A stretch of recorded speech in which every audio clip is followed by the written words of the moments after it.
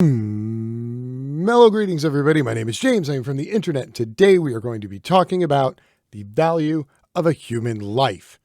Now, while this might seem a little meta or existential, considering the standard fare we normally consume around here, with a few dozen people in government basically sealing the fate of tens of millions of Americans who are about to become homeless in the middle of winter, and it's going to lead to a lot of people dying, I thought maybe now would be a time to sort of take a look at exactly what a human life is worth. Now, I guess the answer to this question really depends upon who you ask. For example, if you ask a right-wing Christian what the value of a human life is, well, an unborn human life is worth everything, and once somebody's born, who gives a fuck about them?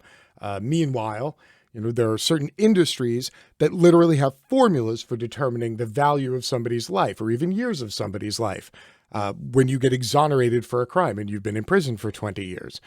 States and the federal government all have different formulas to calculate how much money they owe you for essentially taking away 10, 20, 30 years of your freedom. Insurance companies, risk management, these are all industries that have a formula for determining how much somebody is worth. But I was reminded this morning by a rather snarky capitalist on social media that in capitalism, something is only worth what somebody else is willing to pay for it. So I thought we would take a look at what the most capitalist of capitalists do to determine how much a human life is worth and how much they're willing to pay for one. A temp worker died on the job after FedEx didn't fix a known hazard. The fine was $7,000. So apparently, in this instance, a human life was worth $7,000 to the U.S. government, who levied the fine. Danny Stanberry had been on the job for 2 months as a package handler at FedEx Express's massive world hub when, toward the end of her overnight shift, packages started to fall from a huge shipping container that rolled past her. As Stanberry, then 61, bent to pick up the packages, she fell and became trapped between the catwalk she'd been standing on and the wheeled platform carrying the shipping container, also known as a dolly. Quote, "I thought I was a goner," she said. She broke 8 ribs and her left arm and lacerated her liver. FedEx, which is headquartered in Memphis, reported the incident to Tennessee State OSHA, the agency charged with protecting workers.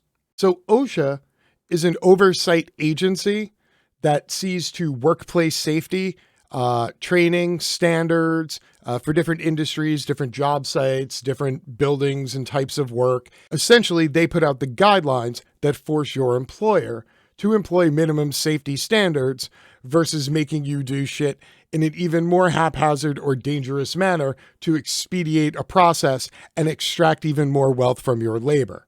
This is what OSHA is supposed to do. After the report, OSHA asked the shipping giant to investigate itself and suggest corrections. Really? That sounds an awful lot like what the police tell the police to do after the police execute an unarmed person in the street.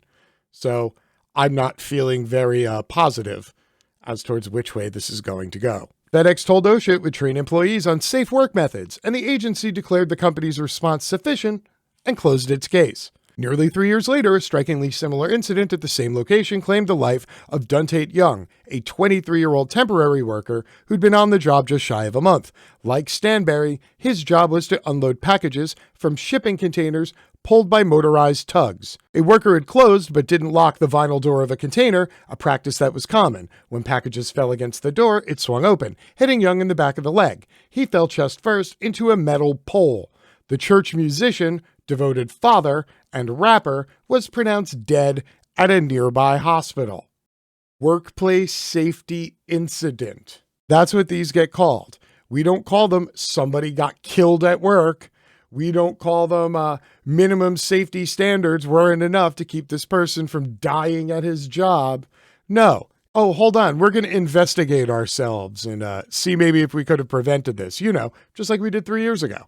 This time, OSHA actually did an on-site investigation. It concluded that FedEx was aware from Stanberry's injury of the hazards associated with containers and the equipment ferrying them around, but that the company had not done enough to fix the problem.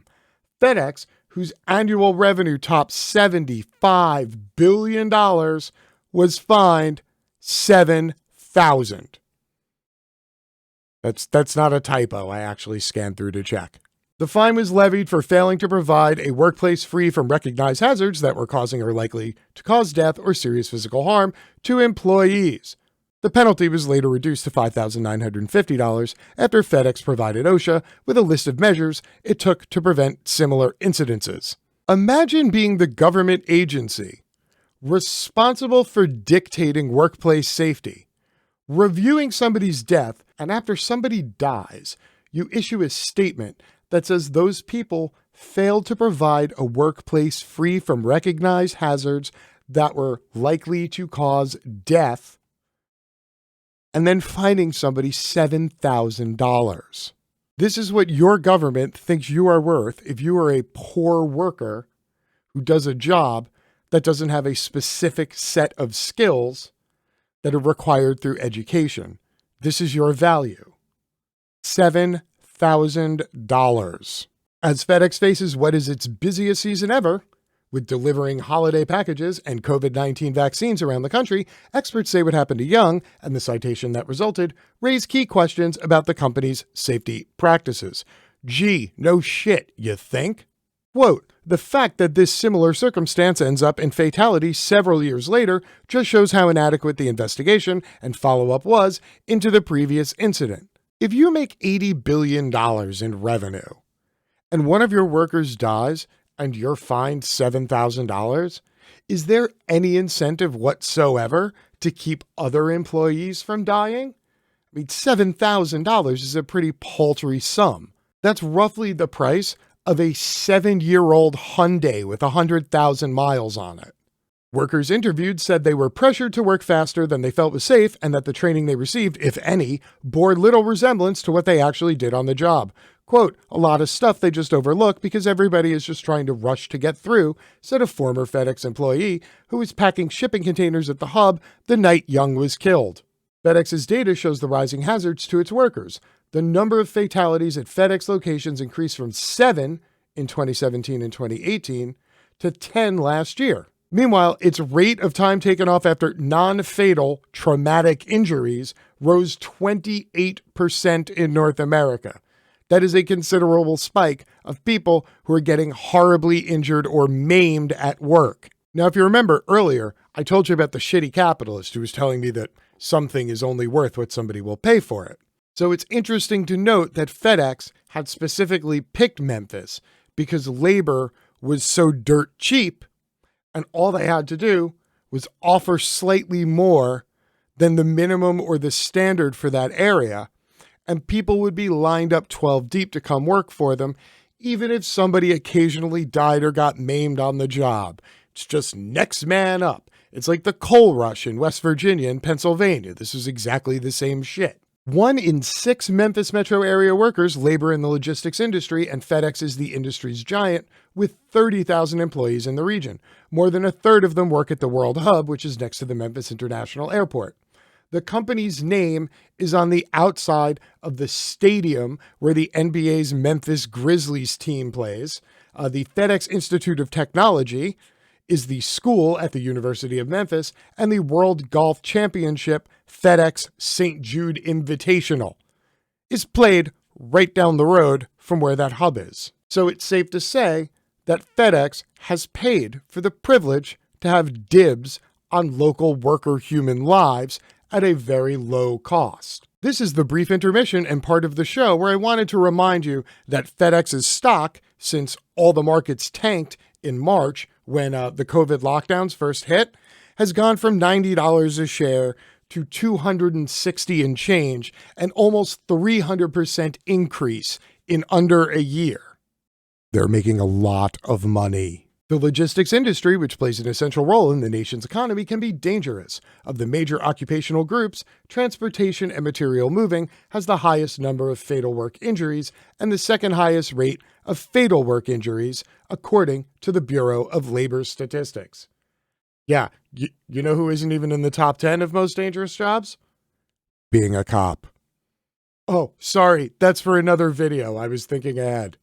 Between 2016 and 2019, more than 70 injuries were reported at the site where Stanberry was hurt and Young was fatally injured, according to a log that FedEx turned over to the state as part of its investigation into Young's death. For many workers, FedEx's lure is that it pays above minimum wage. No small feat in a state whose share of minimum wage jobs exceeds that of more than 40 other states.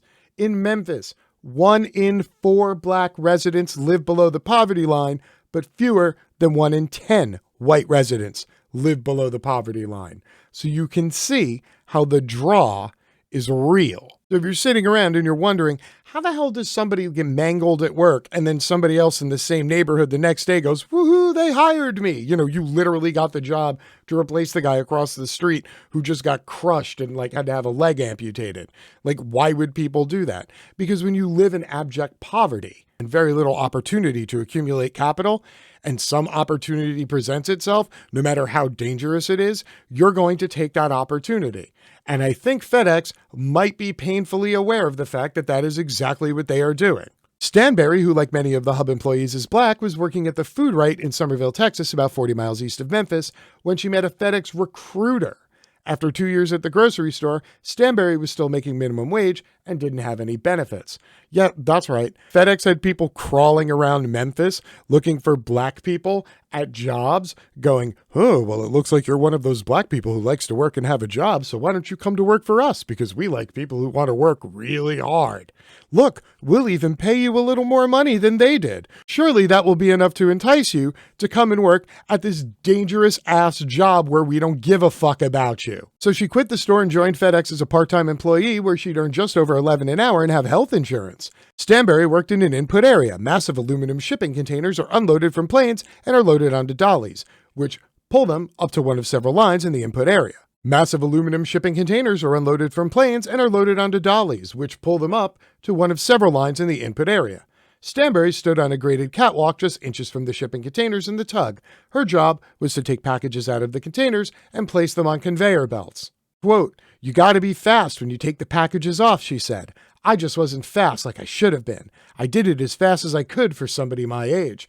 Oh, that's right. She's a 60-year-old woman that FedEx recruited for this job. They're like, you'll be perfect for this. You just have to be nimble and agile and be able to duck large metal shipping containers on wheels. No problem. You'll be totally fine. Did we mention we pay $11 an hour? That could possibly pull you and your family out of poverty if you work here for 30 years. Just saying. Injured 2 days before Thanksgiving, Stanberry spent that holiday, as well as Christmas, New Year's, and her birthday in the hospital, followed by weeks of physical rehab. In hindsight, she regrets leaving the grocery store and a 35-year career in food service. Quote, "I was just with FedEx to get some extra money because I had to pay rent." That's right. Much like large employers, landlords also do not give a fuck if you live or die. They only care that you make enough money so that they can profit. But don't worry, if you die, there's another poor person to take your place like that. That's why we like to keep a ready supply of them handy. So that's it. This is where we're at now. This is end stage capitalism, where people are worth only $7,000, $5,950 if you have receipts showing that you bought a guardrail, and the government doesn't care. And because the government doesn't care, the corporations don't care. And they just start running people mills where you just take people and you chuck them into the grinder and go and money shoots out. While labor might refer to a movement and labor might refer to people, in capitalism, labor is merely a line item on a spreadsheet.